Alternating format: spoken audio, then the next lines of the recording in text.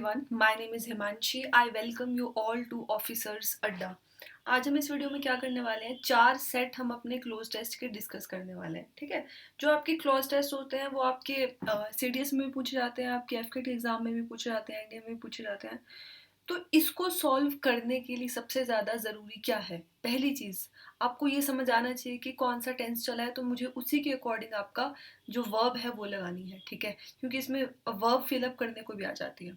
दूसरी चीज़, सेंटेंस की सेंस क्या है। ठीक है, सबसे बड़ी चीज़ यही होती है, सेंस क्या है सेंटेंस की, मतलब क्या सेंटेंस नेगेटिव सेंस दे रहा है या फिर सेंटेंस पॉजिटिव सेंस दे रहा है। ऑब्वियस सी बात है, नेगेटिव सेंस दे रहा है तो नेगेटिव वर्ड लगाओगे, पॉजिटिव सेंस के अकॉर्डिंग पॉजिटिव वर्ड लगाओगे। ठीक है, इस तरीके से इसमें वर्ड फिलअप किए जाते हैं। तो अपने पहले सेट से स्टार्ट करते हैं। Rory Cooper was a top aide to former House Majority Leader Eric Cantor। पहले इतनी लाइन का मतलब समझने की कोशिश करो। तो एक बंदा है जिसका नाम है रॉरी कॉपर, उसे क्या बोला गया है कि वो टॉप एड है। टॉप एड का मतलब होता है कि इम्पोर्टेंट असिस्टेंट है। किसका? एरिक कैंटोर का। एरिक कैंटोर कौन है आपका? जो हाउस में मेजोरिटी का पहले लीडर था। ठीक है, उसका आपका रॉरी कॉपर क्या इम्पोर्टेंट असिस्टेंट था। The up and coming Virginia Republican who lost a 2014 House primary। ठीक है, जो आपकी वर्जीनिया रिपब्लिकन पार्टी थी, जो कि 2014 में हाउस प्राइमरी की को हार जाती है। हाउस प्राइमरी का मतलब क्या है? फॉर एग्जांपल कि अब आपकी बीजेपी पार्टी जीत गई है, या फिर बीजेपी पार्टी खड़ी हो गई इलेक्शन के लिए, या पार्टी बन गई। अब इन्होंने आपस में इलेक्शन करना है, मतलब वोटिंग करनी है, किस लिए? कि हमारा लीडर कौन होगा। तो उसे बोलते हैं हाउस प्राइमरी, जब आप अपनी ही पार्टी में लीडर के लिए वोटिंग कर रहे होते हो। ठीक है, तो ये बंदा क्या होता है, ये हार जाता है हाउस प्राइमरी में। ठीक है, 2014 में। उसके बाद ही was also a prominent never Trumper. Prominent मतलब प्रमुख, नेवर ट्रम्पर का मतलब है कि वो जो ट्रम्प है, डोनाल्ड ट्रम्प है, उसकी बिल्कुल अपोजिट था, उसे पसंद नहीं था डोनाल्ड ट्रम्प। ठीक है, openly dash how awful he found the 45th president.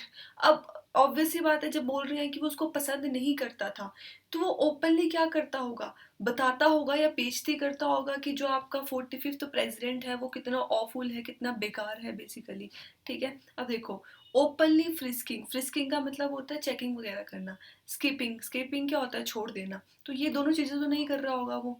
Detailing मतलब डिटेल में देना। इग्नोरिंग, इग्नोर क्यों करेगा भाई, जब वो ओपनली बोल रहे हैं कि ओपनली किसी चीज के बारे में बता रहा है, तो क्या आ जाएगा? Openly detailing. ठीक है, ओपनली वो बताता था कि कितना बेकार प्रेसिडेंट है ये।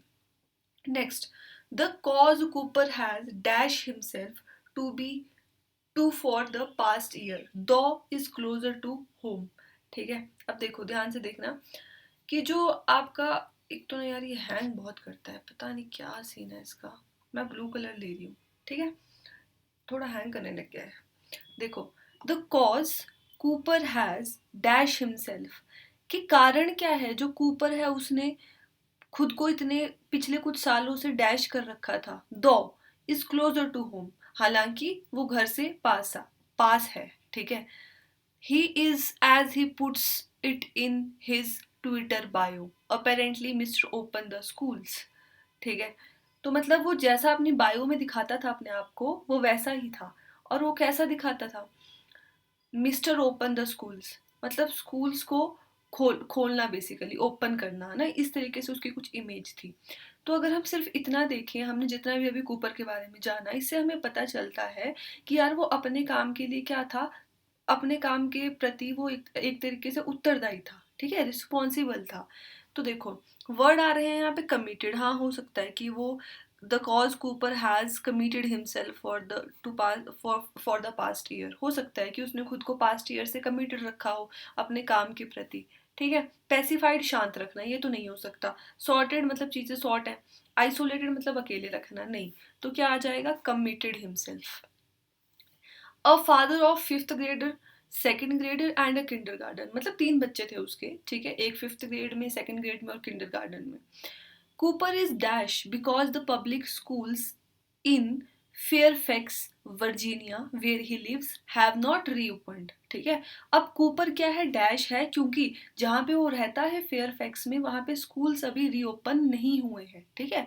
स्कूल्स रीओपन नहीं होंगे तो क्या होगा उसको, देखो, इनडेबिटेड, वो कर्जे में चला जाएगा, नहीं। प्रोवोक्ड, प्रोवोक्ड क्या होता है, मतलब भड़क जाएगा, नहीं।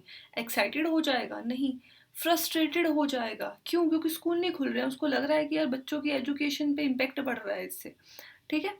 उसके बाद Fairfax in the Washington DC suburbs is one of the school districts that has moved dash toward in-person learning and is still not close and it is still not close, ठीक है। मतलब ये एक ऐसा स्कूल है, एक ऐसे district है जहाँ पे इन पर्सन लर्निंग होती है, मतलब ऑनलाइन लर्निंग नहीं होती, ठीक है। Only in the past few weeks have students started to return to classroom, कुछ हफ्तों पहले ही क्या हुआ है, बच्चों ने क्लासरूम में आना शुरू किया था। And only about half of those eligible have opted to go back, ठीक है। अब देखो, मान लो एलिजिबल हो गए आपके 100 बच्चे, कि हाँ भाई 100 बच्चे स्कूल आ सकते हैं, स्कूल में आने के लिए एलिजिबल है, ठीक है। बट हाँ, अभी हमने फोर्थ भी नहीं किया ना, पहले फोर्थ वाला तो देख लो। that have moved अब यार देखो, यहाँ पे ना फेयरफैक्स के स्कूलों के बारे में नेगेटिव चीज़ चल रही है, ठीक है। तो नेगेटिव चीज़ चल रही है, मतलब वो बोलना चाह रहे हैं कि ये ना सबसे एक तरीके से धीमे तरीके से इन्होंने इन पर्सन लर्निंग की तरफ शिफ्ट किया है ऑनलाइन लर्निंग से। तो मतलब यहाँ पे प्लेनेस्ट नहीं होगा, स्लोएस्ट हो सकता है, ठीक है। अब यहाँ पे क्या बोल रहे हैं कि अगर 100 बच्चे हैं तो 100 में से जो आपके ओनली हाफ हैं, जो 50 बच्चे अगर एलिजिबल हैं, तो उन्होंने ही वापस स्कूल में जाना प्रेफर किया, ठीक है। For an dash of 2 days a week, for an dash of 2 days a week, मतलब एक हफ्ते में वो सिर्फ 2 दिन जाते हैं स्कूल, ये बोलना चाह रहे हैं। तो फॉर एन एवरेज, ठीक है, ऊपर आ जाएगा slowest, for an average of 2 days a week। तो मतलब सिर्फ आपको इतना समझना है कि सेंटेंस की सेंस पॉजिटिव है या नेगेटिव है। एक बार आप सेंस समझ जाओगे तो वो खुद आपको चीज़ें क्लियर हो जाएंगी, ठीक है। The limbs of the flying squirrel are interlinked with the membrane, जो आपके फ्लाइंग स्क्वारल होती है, ठीक है, गिलहरी होती है जो आपकी, तो उसके जो लिम्स होते हैं, लिम्स मतलब लेग्स वगैरह समझ लो या आपके हाथ वगैरह समझ लो, ठीक है, वो एक पतली सी स्किन के साथ जुड़े हुए होते हैं, ठीक है। When the creature dash into the air, जब क्रिएचर क्या करता है, अब यहाँ पे फ्लाइंग स्क्वारल के बारे में बात हो रही है। एक्चुअल में स्क्वारल क्या करती है, आपने देखा होगा इस तरीके से, है ना, जंप करती है एक तरीके से, मतलब, तो उसको बोल रहे हैं फ्लाइंग स्क्वारल। तो जब when the creature dash into the air, spring into the air नहीं, क्रॉस इनटू द एयर नहीं, हर्डल इनटू द एयर नहीं, लीप्स इनटू द एयर, मतलब ऐसे जंप करके जा रही है हवा में। द मेम्ब्रेन ओपन्स, वो जो उसकी पतली सी स्किन होती है वो खुल जाती है। And the squirrel seems to dash swiftly downwards, और हमें ऐसा लगता है कि वो धीरे धीरे से नीचे को खिसक खिसक के आ रही है। तो वो स्केट नहीं करेगी, स्किम नहीं करेगी, व्हील नहीं करेगी, ग्लाइड करेगी, ठीक है। This movement gives the dash of flight, इससे हमें क्या पता चलता है, इससे हमें ऐसा लग रहा है कि जैसे वो उड़ रही है, ठीक है। तो हमें क्या पता चल रहा है इससे, कि वो उड़ने का इंप्रेशन दे रही है, ऐसा लग रहा है हमें, लगना मतलब इंप्रेशन, ठीक है। However it is not flying really, actual में तो वो उड़ना नहीं है।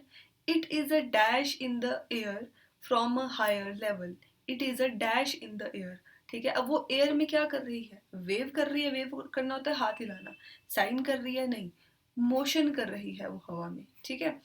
It is also not worthy, ये भी इंपॉर्टेंट है, that a squirrel can not dash its direction while it is in flying mode, ठीक है। ये भी नोट करने वाली चीज़ है, इंपॉर्टेंट चीज़ है, कि जब स्क्वारल होती है ना, जब वो फ्लाई कर रही होती है, मतलब हवा में होती है, तो वो अपने डायरेक्शन नहीं बदल सकती, ठीक है, ये बोलने की कोशिश कर रहे हैं।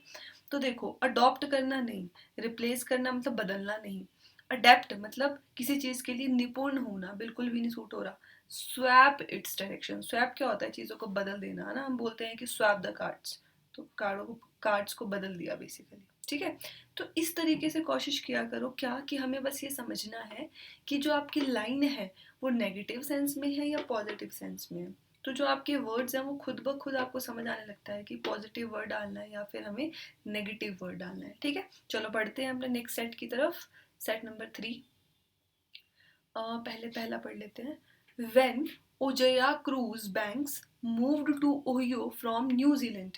एक बंदे का नाम है ओजया क्रूज बैंक्स, ठीक है। अब वो कहाँ मूव कर गए? ओहियो मूव कर गए। ओहियो आपकी यूएसए में एक जगह है, ठीक है। न्यूजीलैंड से ओहियो मूव कर गए डैश ईयर्स एगो, ठीक है, मतलब कुछ साल पहले किए होंगे। तो कुछ साल के लिए क्या बोल सकते हैं हम? Several years ago. पर्टिकुलर नहीं बोलेंगे, इनॉर्मस नहीं बोलेंगे, इमेंस नहीं बोलेंगे, ठीक है। इनॉर्मस क्या होता है? बड़ा सा कुछ। इमेंस क्या होता है? अत्यधिक, है ना। She was overwhelmed. ओवरवेल्ड मतलब फुल ऑफ इमोशंस। अब ये इमोशंस पॉजिटिव भी हो सकते हैं, नेगेटिव भी हो सकते हैं, परेशान भी हो सकती है वो, ठीक है।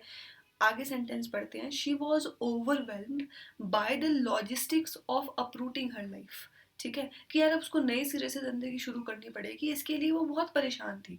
But cruise banks, a Denison university professor, a single mom. अब ये फीमेल है, हमें पता लग गया कि ये कहाँ की है, डेनिसन यूनिवर्सिटी में प्रोफेसर है और एक सिंगल मॉम है, ठीक है। Who is also my neighbour and friend, जो नेबर भी है और आप मेरी फ्रेंड भी है, ठीक है। इसमें बेसिकली जो राइटर है ना, वो अपनी किसी फ्रेंड के बारे में बता रहा है, जिस फ्रेंड का नाम है क्रूज बैंक्स, ठीक है। तो who is also my neighbour and friend was dash to find a house next to public elementary school, ठीक है।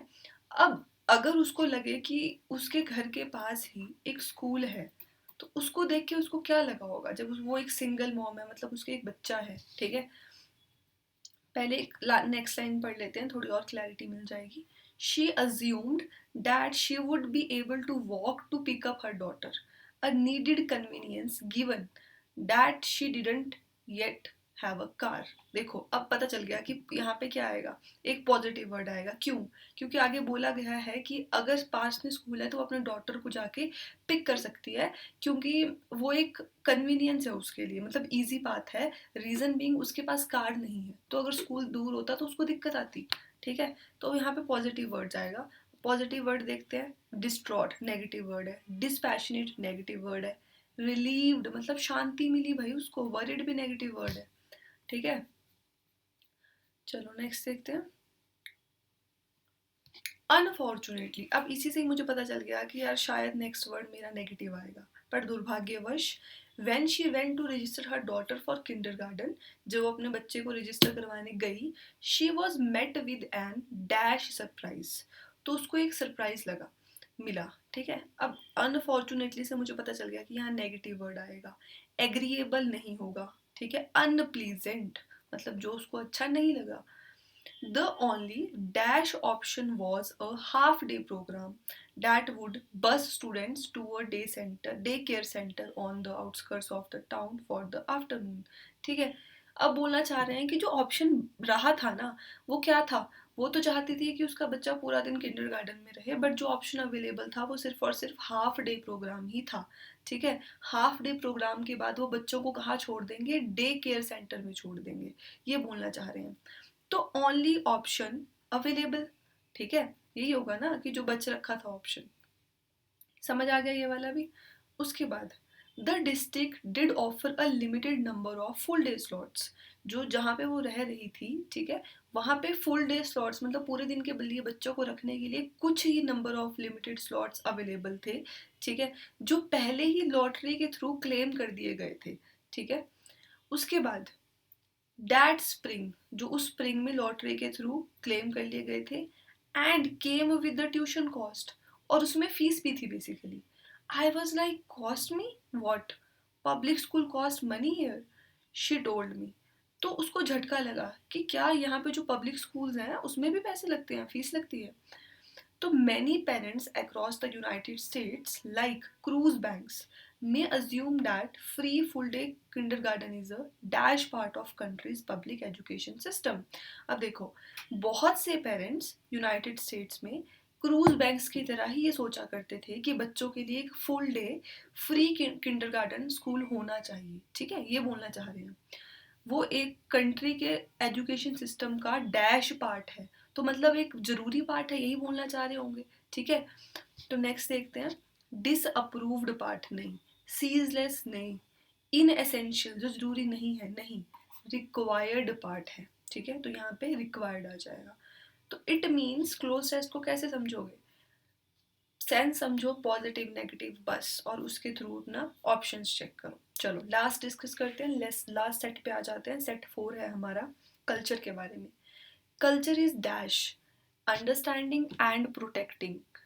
देखो सिंपल चीज़ है, यहाँ पे भी कॉमा लग रखा है, तो मतलब यहाँ पे V1 ING आया है, यहाँ भी V1 ING आया है, तो यहाँ पे भी V1 ING आएगा, तो क्रिएटिंग आ जाएगा।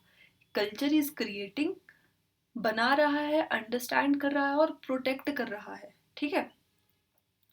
Like the cultivation of a garden, जैसे कि हम एक गार्डन को बनाते हैं, नॉट द डिस्ट्रक्शन और इराडिकेशन ऑफ इट्स रूट, ठीक है।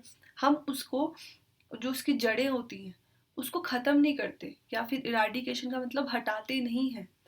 Understanding the roots and seeds, अगर हम जड़ों को और बीज को समझ लेते हैं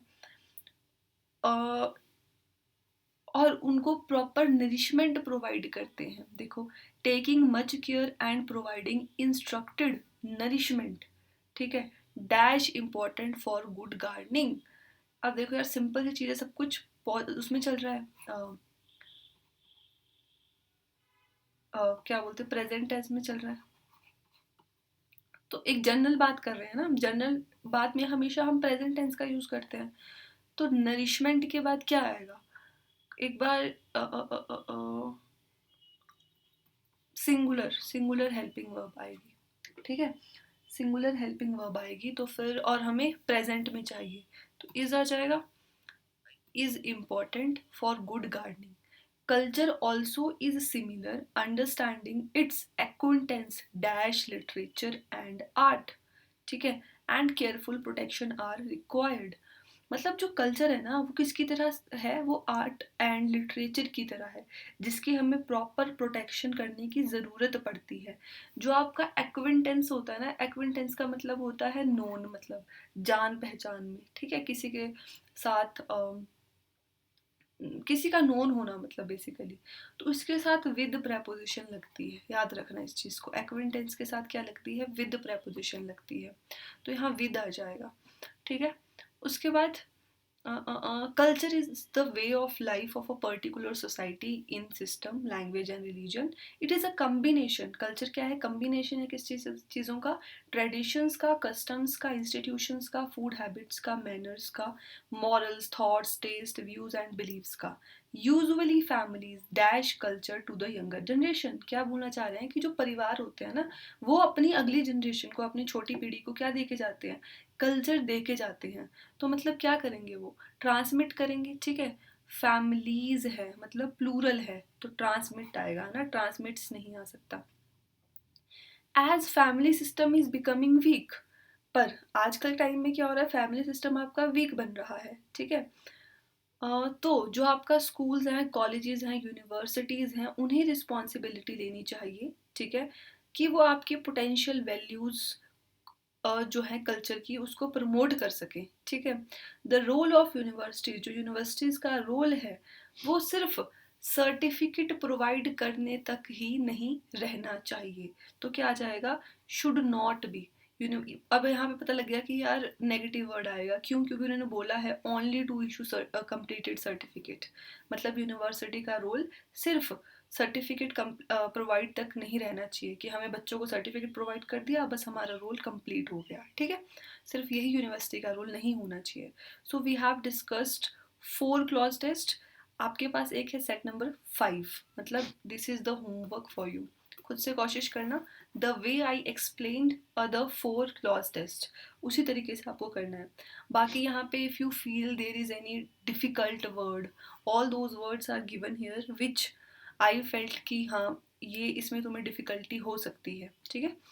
बाकी अगर वीडियो अच्छी लगी हो तो लाइक करना और चैनल को सब्सक्राइब करना। Thank you and keep watching officers Adda. Bye bye.